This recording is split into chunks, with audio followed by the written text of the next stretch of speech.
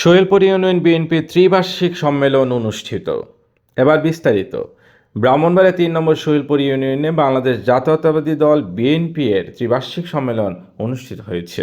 ৩০ November শনিবার বিকেলে শৈলপুর ইউনিয়নের গরুর বাজার ময়দানে শৈলপুর ৩ নম্বর ইউনিয়ন বিএনপির আহ্বায়ক নাসির উদ্দিন খন্দকারের সভাপতিত্বে এই ত্রিবার্ষিক সম্মেলনে প্রধান অতিথি হিসেবে উপস্থিত ছিলেন ব্রাহ্মণবাড়িয়া সদর উপজেলা বিএনপির আহ্বায়ক মোহাম্মদ জহিরুল ইসলাম চৌধুরী।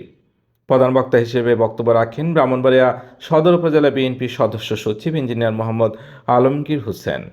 বিশেষ অতিথি হিসেবে বক্তব্য রাখেন সাবেক জেলা বিএনপির সহ কোষাধ্যক্ষ রাহিম উদ্দিন, সাবেক মুক্তিযোদ্ধা বিষয়ক সম্পাদক জিয়া উদ্দিন মুন্সি আঙ্গুর, বিশিষ্ট সমাজসেবক ও ব্যবসায়ী মোহাম্মদ আব্দুর রাজ্জাক, উপজেলা বিএনপি সদস্য মোহাম্মদ নিয়ামত খান, সাবেক জিএস ও সদস্য উপজেলা বিএনপি সালাউদ্দিন আহমেদ, মোহাম্মদ আশিকুল সুমন, সদস্য সদর উপজেলা বিএনপি, আবুল কাশেম, সদস্য সদর উপজেলা বিএনপি, কাজী কে এম শাহরিয়া টুটুল, সদস্য সদর উপজেলা বিএনপি, জাকির মুন্সি, সদস্য সদর উপজেলা বিএনপি, আব্দুর রফ, সিনিয়র যুগ্ম আহ্বায়ক সুইলপুর ইউনিয়ন বিএনপি, বেলাল মোল্লা, যুগ্ম আহ্বায়ক সুইলপুর ইউনিয়ন বিএনপি, হাসমত খন্দকার, সহ সাংগঠনিক সম্পাদক জেলা যুবদল, আতিকুর রহমান রাশেদ, যুগ্ম আহ্বায়ক সুইলপুর ইউনিয়ন বিএনপি।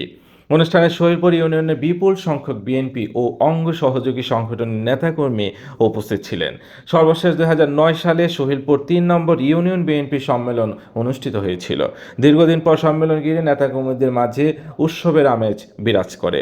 ইউনিয়ন বিএনপির অন্তর্গত বিভিন্ন অঙ্গ সংগঠনের নেতাকর্মীরা মিছিল নিয়ে সম্মেলনস্থলে জড়ো হন। এ সময় বক্তারা তাদের বক্তব্যে বলেন, বিগত আওয়ামী স্বৈরশাসন আমলে যারা অত্যাচার, নির্যাতন ও হামলা মামলার শিকার হয়েছে তাদেরকে যেন নবনির্বাচিত কমিটিতে স্থান করে দেওয়া হয়। এছাড়াও আওয়ামী লীগের দুঃসর ও হাইব্রিড সুবিধাভোগী কেউ যেন কমিটিতে যোগ দিতে না পারে সেদিকে লক্ষ্য রাখার আহ্বান জানান।